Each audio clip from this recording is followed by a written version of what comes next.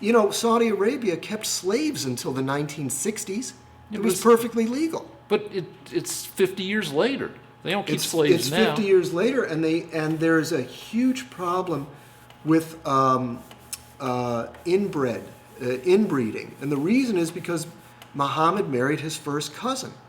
And because of that, it's a tradition in Pakistan and Saudi Arabia, a lot of Muslim countries, where they marry their first cousins. Yeah, but So they Appalachia, have- you can so they have- marry your first cousin.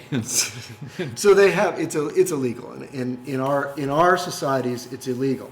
So they have problems with inbreeding. They have mental instabilities in some of these countries that is throughout the culture, because they're trying to do what Muhammad did. There's nothing in the Quran. I'll give you an example. David had sex with one of his general's wives, all right, Bathsheba. Yeah. Now, it doesn't say that's a good thing in the Jewish religion. Nobody wants to do that now. But in the Muslim religion, there's a precept that you have to do as Muhammad did to be a good person.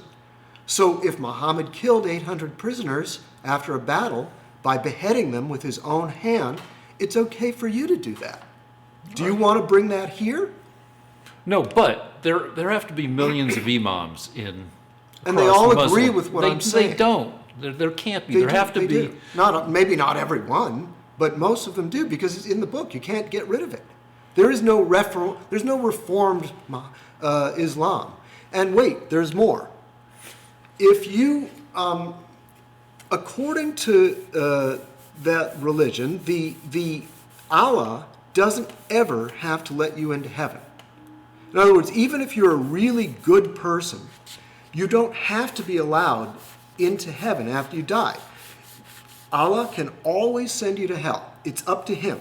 There's only one circumstance where Allah has to let you into heaven. What, if you do some martyr shit? If you kill a Jew or a Christian or an unbeliever fighting to spread Yeah, but Islam. Wait a minute, let me finish my point.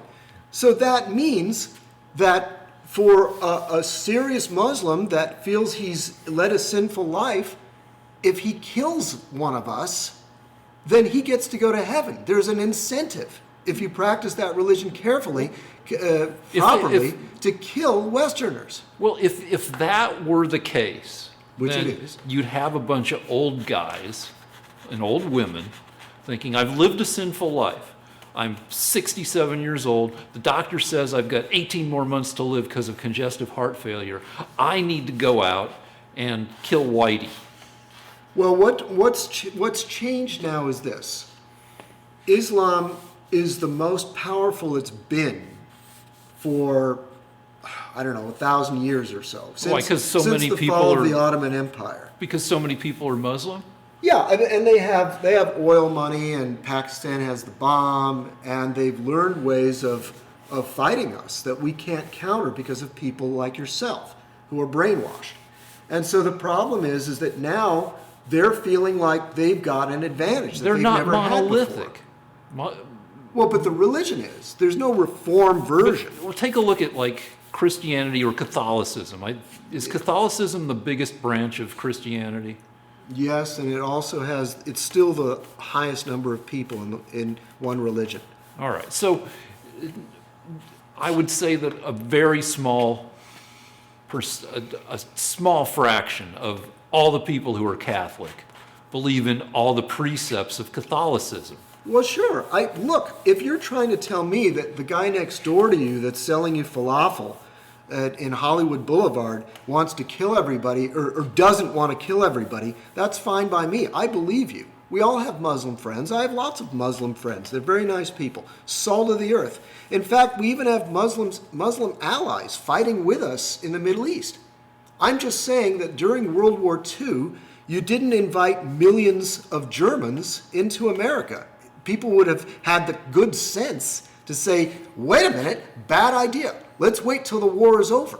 And that's all Trump is saying. He's doing a sloppy job of enforcing this thing. He's put bans on 7 primarily Muslim countries. Okay. None of the 7. Good idea. All right. None of the 7 have engaged in terrorist attacks against us. It's so trivial. But then here's the standard liberal argument, which is he let all the countries where he has deals going on off the hook. They're not banned, like Saudi Arabia, even though 19 out of 20 of the 9/11 hijackers came from Saudi. He's cool with them. Okay, look, I'm the most conservative guy imaginable, and I can tell you that some of those countries, some of the countries, there's Dubai, there's Oman, there's Yemen. There are a lot of little, not all of the Muslim countries down there, but there are a couple on our side, and we may be working with Saudi Arabia. Saudi Arabia now might be coming around. They fear Iran more than they fear us. So it's okay if we make deals with people. This is not, unfortunately, it's not one or the other. We have to be able to make intelligent diplomatic choices. I mean, I don't know why you would want to. What you want him to say? Okay, we have to ban everybody or nobody. Let's talk about what a reasonable immigration policy would be, because I don't know the specifics. All right. Well, I'll tell you what it should be. We should cut. We have allowed in 60 million people since the the Immigration Act. That was, I believe, in 1975, Ted Kennedy. We've allowed 60 million people in. That's too goddamn many. We need to stop that. All right, we need to reduce it to a trickle. That's the most intelligent thing to do right now. We've had the entire population. So 60 million people. We've had the entire population of Britain come here. All right. In the past 41 years, or so years. 60 million people. So that's a little less than 1.5 million people a year. Well, we've allowed 1 million people a year. Yeah, we've allowed over 1 million Arabs or Muslims to come in here since 9/11, while we're at war with Islam. It doesn't make any sense, Rick. I don't care if you're liberal or conservative. Islam has declared war on us, and we're letting in people from so the enemy how many side. of those people that we've let in have killed Americans? You see, this is what drives me crazy. Look, during the Vietnam War, we lost more people in car accidents than the North Vietnamese killed. What, it has to be comparable? How many Americans do they have to kill before you start saying, bad idea to let these people come here? Or no, let's say it's not. Let's say it's not a rhetorical point. How many people have they killed? Do you know? Well, I can tell you. I mean, there was San Bernardino, which seemed to be a couple assholes who were let in. All right, Then there was Fort Hood. There was, I believe, 20 people at Fort Hood, roughly 13 people in San Bernardino, 50 people in Orlando. I thought liberals loved homosexuals. Oh, come on! Now you're just. Well, anyway. Yeah. All right. Okay. So Muslims don't. So they killed 50 people in Orlando. That guy was. By the way, they killed 7,000 homosexuals in Iran over the past few years. They throw them off the side of buildings. Well, that's shitty. Yeah. So you want to bring that here? You want to bring that culture here? I don't think we have building thrower offers, but. Well, how do you know? All right. So. I mean, can you afford to take the risk? Is it okay if we lose just a few Americans? Like not as many as die from leukemia. Well, hold on, because crazy-ass white people kill. We have more crazy-ass white people in America than we do. Yeah, but every country has crime. Right. It's when people from another ideology in an organized way start picking us off. This isn't an organized way. It's as organized as it can be. They've got a whole manual in the Quran, the Hadith, and the Sirah. That religion explains how to take over another country. Did you know that Islam, one of the practices Muhammad had was to send immigrants to enemy cities, and after a couple of generations, they would have this enormous number of children, and they would destroy the city from within. This is one of your arguments. That's in the Quran. You out-reproduce people. Well, that's what they're doing in Europe. The Muslim fertility rate is between 5 and 7 kids. The Christian fertility rate is about 1.7.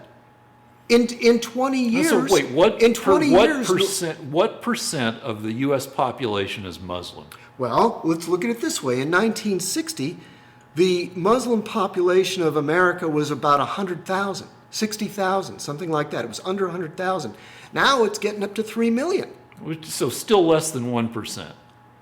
Well, yeah, but their fertility rate is 4 times ours.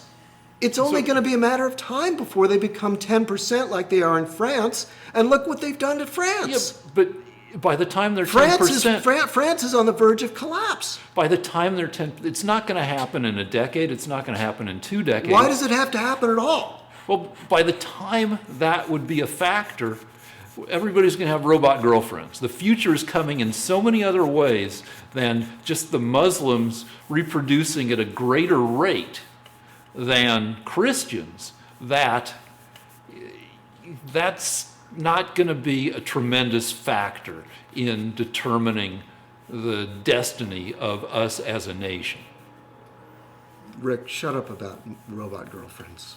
This is, you know what? The future's coming in a lot of ways. Maybe not all robot girlfriends. This can't be polite. I'm sorry.